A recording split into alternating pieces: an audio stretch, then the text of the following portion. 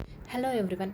ಈ ವಿಡಿಯೋಲಿ ನಾವು ಹೆಲ್ಪಿಂಗ್ ವರ್ಬ್ಸ್ನ ಇಂಗ್ಲೀಷಲ್ಲಿ ಯಾವ ಥರ ಯೂಸ್ ಮಾಡ್ತಾರೆ ಅನ್ನೋದನ್ನು ನೋಡೋಣ. ನಮಗೆ ಇಂಗ್ಲೀಷಲ್ಲಿ 7 ಸಬ್ಜೆಕ್ಟ್ಸ್ ಇದ್ದಾವೆ. ಆ 7 ಸಬ್ಜೆಕ್ಟ್ಸ್ ಯಾವು ಅಂತ ನಿಮ್ಗೆ ಈಗಾಗಲೇ ಗೊತ್ತು. ಅದು I, we, you, they, he, she and it. ನಾವು I, we, you and they ಸಬ್ಜೆಕ್ಟ್ಸ್ಗೆ ಹೆಲ್ಪಿಂಗ್ ವರ್ಬ್ಸು ಬೇಸ್ ಫಾರ್ಮೇ ಇರುತ್ತೆ. ಮತ್ತು ಸಬ್ಜೆಕ್ಟ್ ಹಿ, ಶಿ, ಇಟ್ ಇದ್ದಾಗ ಹೆಲ್ಪಿಂಗ್ ವರ್ಬ್ಸು ಬೇಸ್ ಫಾರ್ಮ್ಗೆ ಎಸ್ ಆರ್ ಎಸ್ ಆ್ಯಡ್ ಆಗುತ್ತೆ. ಈಗ ಎಕ್ಸಾಂಪಲ್ಸ್ ನೋಡೋಣ.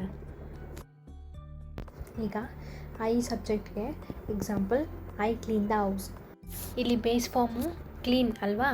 ಸೊ ಇಲ್ಲಿ ನಾವು ಸಬ್ಜೆಕ್ಟ್ ಐ ಅಂತ ಯೂಸ್ ಮಾಡ್ತಾ ಇದ್ದೀವಿ, ಅದಕ್ಕಾಗಿ ಬೇಸ್ ಫಾರ್ಮೇ ಇರುತ್ತೆ. ಇದಕ್ಕೆ ಎಸ್ ಆಗಲಿ ಇ ಎಸ್ ಆಗಲಿ ಆ್ಯಡ್ ಆಗೋಲ್ಲ. And same we, you, they subjects ತಗೊಂಡ್ರು ನಮಗೆ ಬೇಸ್ ಫಾರ್ಮೇ ಇರುತ್ತೆ, ಇದಕ್ಕೆ ಎಸ್ ಆರ್ ಎಸ್ ಆ್ಯಡ್ ಆಗೋಲ್ಲ. ಈಗ ಈ ಎಕ್ಸಾಂಪಲ್ಸ್ ನೋಡಿ. We make breakfast. ಮತ್ತು you drink coffee and they play cricket. ಈ ಸಬ್ಜೆಕ್ಟ್ಸ್ಗೆಲ್ಲ ಬೇಸ್ ಫಾರ್ಮೇ ಇದೆ, ಆ ಬೇಸ್ ಫಾರ್ಮ್ಗೆ ಎಸ್ ಆರ್ ಇ ಎಸ್ ಆಗಲಿ ಆ್ಯಡ್ ಆಗಿಲ್ಲ. ಈಗ ಇದೇ ಎಕ್ಸಾಂಪಲ್ಸ್ಗೆ he, she, it subjects use ಮಾಡಿದಾಗ ಹೇಗಿರುತ್ತೆ ಅಂತ ನೋಡಿ. ಈ ಸಬ್ಜೆಕ್ಟ್ಸ್ ನೋಡಿ ಬೇಸ್ ಫಾರ್ಮ್ಗೆ ಎಸ್ನ ಆ್ಯಡ್ ಮಾಡಬೇಕು. ಓಕೆ, ಈಗ ಇನ್ನು ಕೇಳೋ ಎಕ್ಸಾಂಪಲ್ಸ್ ನೋಡೋಣ. ಇಲ್ಲಿ ಐ ಸಬ್ಜೆಕ್ಟ್ಗೆ ಎಕ್ಸಾಂಪಲ್ ಐ ಡು ಮೆಡಿಟೇಷನ್. ಮತ್ತು we go to the market and you watch the floor and they watch news ಅಂತ.